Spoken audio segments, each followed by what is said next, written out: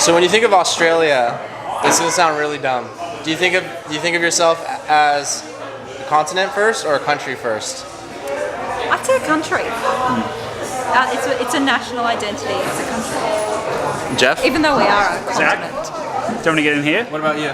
Yeah, I think country first. It's always good though when someone, at a trivia game or something, they're trying to work out all the 6 or 7 continents or whatever, and people often forget Australia and Antarctica. Interesting. I mean, you're the only country that is synonymous with a continent. I mean, you have to feel special. Oh, we are special. We are special. in a special way. We're also the largest island in the world as well. Interesting. Oh yeah. I think we've got the. What's another fun Australian fact, Anna?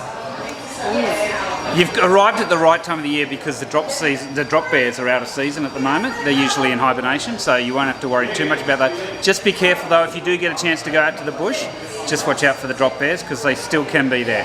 What's a drop bear? Well, it's like you don't know about the drop bears. Well, they're like koalas, but Okay. these koalas eat the gum leaves, which actually sedate them, and they're a variation of koalas. Are you pulling my leg? No, this is serious. They're a variation of koalas. They don't eat gum leaves, so they actually become very agitated, and they've gone from being vegetarian. They eat lizards and things crawling on the ground, but their eyesight's not very good. So what happens is if you're walking underneath a tree and they see the movement, they drop down on top of you with these really thick claws and start trying to get you. So look out for drop bears if you're out in the bush in Australia, usually in the summer months. It's a bit humid at the moment, so it shouldn't be as much of a problem, but just be careful of that. How far would I have to travel to see a live kangaroo? Taronga Zoo across Taronga Zoo. You get a across the quick harbour. 20-minute ferry ride. There you are. All right, I'm gonna have to go to the zoo. Okay. Yeah. You'll love it. What about a wild kangaroo? Like, is there? Yeah, The you can. outback, is that far? You can go half an hour, 40 minutes out to just to residential areas that have got a lot of bushland setting, and They'll have a kangaroo just running? wallabies usually, yeah, which are sort of a smaller version of the kangaroos. They're not that unusual when you get in the right areas, and it's nice. You can go to some beaches down in Tasmania too. They come and eat from the locals or eat from the visitors. To that in the North Coast. There you go. Your territory. In store for us as a panelist today. Me? Yes. Apparently I've got to talk something about video production because I've been doing it for about 26 years, so I'm meant to know something about it. I've written a book on it, so people think I'm an expert, so I just play along and pretend. Awesome. Don't ask me too many trick questions, Zach. Okay. So I heard LinkedIn Local just turned 1, like a few 18 ago? months, actually. 18 months, wow. Yeah. So it was 1 in June. So it's like walking already, talking. Yeah, walking, talking. Yes, it got a is mind of walking, its own? talking. Yes. What's the next big thing for LinkedIn Local besides LinkedIn Local Sydney tonight? Well, I'm very excited about the events pilot that LinkedIn have announced. So the pilot starts, we will know more as of tomorrow, which is really the day after local time. So knowing more about that will be great because that's going to be a huge support for our events, and really exciting to see how we can actually promote them on LinkedIn because we list them everywhere else apart from LinkedIn at the moment. So Anna, just to clarify, you're the founder and starter of LinkedIn Local? I am. Is that correct? Yes, I'm the crazy person who once put a hashtag on LinkedIn that said, I'm going to host a LinkedIn Local, who wants to come? And how many are there around the world now? Around 400, 78 countries, Wow. and growing. Wow.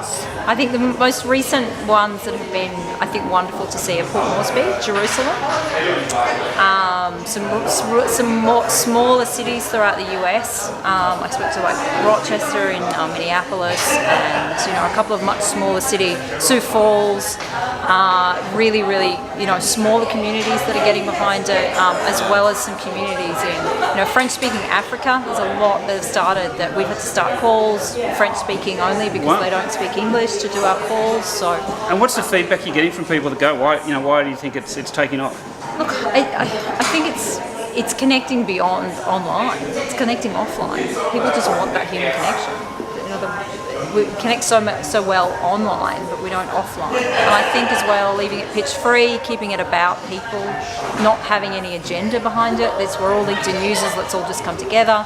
and meet and share our stories and share ideas and grow our networks authentically. I think that's a really big thing that people want. So there are a few rules to it, are there? Well, there's a social code. Some core Cool. values. We play by the code when we do a LinkedIn local. That'd be nice. Well, it's important to protect its integrity. Yep. So what are the key codes? Pitch free, Yep. not for profit, collaboration with your co-hosts as well as others throughout your areas and cities.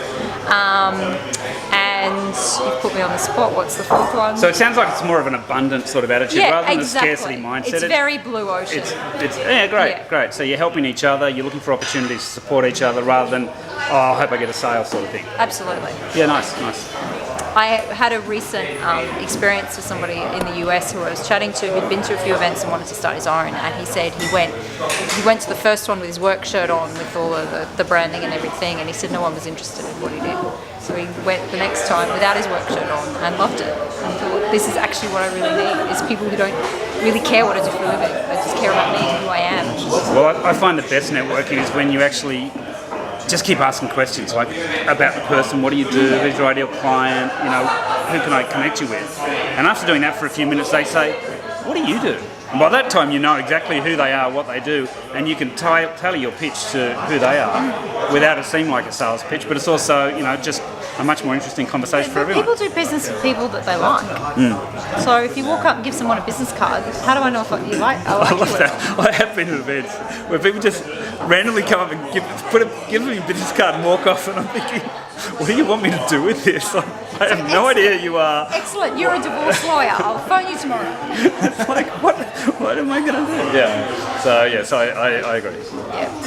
No, I think Thanks, Zach. Set up? that gives you enough footage. Yeah.